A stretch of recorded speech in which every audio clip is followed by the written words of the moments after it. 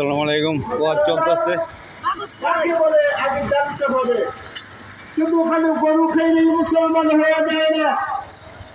শুধু কলিমা পড়লেই আপনি আমি মুসলমান দাবি করি তা হতে পারে না। আর ইসলাম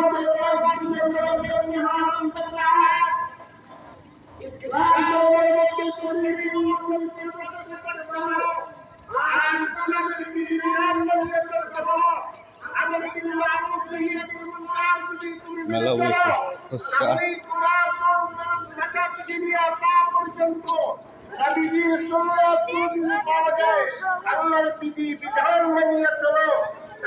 তোমাকে বলা হবে মুসলমান। আবার আমি মুখে দাবি করলাম মুসলমান, কিন্তু মিথ্যা কথা বলি। আমি মুখে দাবি করলাম মুসলমান, আমি নামাজ আদায় করি না। আমি মুখে দাবি করলাম আমি মুসলমান, কিন্তু পর্দার বিধান মানি না। আমি মুখে দাবি করলাম আমি মুসলমান, কিন্তু আমার কাছে মাল টাকা সত্ত্বেও আমি মালের নেশা বলা মালের মালিক হওয়ার সত্ত্বেও আমি মালের যাকাত দেই না।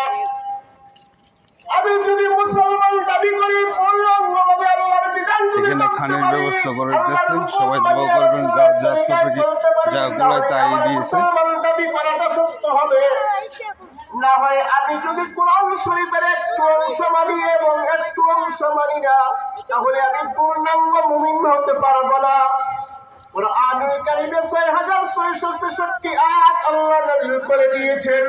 কোন ব্যক্তি যদি কোরআনুল কারীমের ৬৬৬৫ আয়াত মানে একটা আয়াত মানে না, তাহলে সেও পুরো পরিপূর্ণভাবে ঈমানদার হতে পারে না। যদি কোরআন শরীফের কিছু অংশ মানো আর কিছু অংশ মানো না, শুরু হয়েছে আর কি। তাহলেই তোমার জন্য শাস্তি কেমন দুনিয়ার জমিনে যেমন বড় শাস্তি হবে, পরকালেও তোমার শাস্তি হবে। এখানে পাঠ চলতেছে। আল্লাহ কমাইয়া দিবে এবং মুসিবতের মধ্যে পালাইয়া দিবে এবং তোমার এবার আজাবের মধ্যে তুমি মুক্তলা হয়ে যাবে।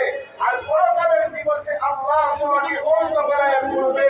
আল্লাহ নিয়ামতের দিন যখন বন্দাকে বন্ধ বানাইয়া ওঠাবে, ওই কিছু সংখ্যক বন্দারা আল্লাহকে ডাকিয়া বলবে, প্রভু হে, প্রভু